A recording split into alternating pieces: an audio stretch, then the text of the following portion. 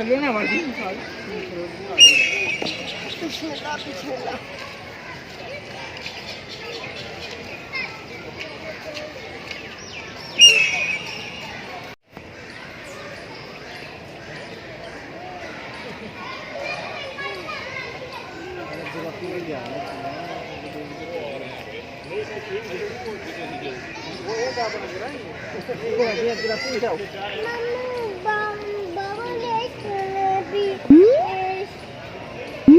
अच्छा भी हम बैठते हैं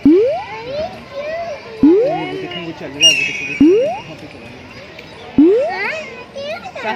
ये मेरी पीछे से यही है आप क्या वीडियो बनाने सोचो अच्छा चैनल हाँ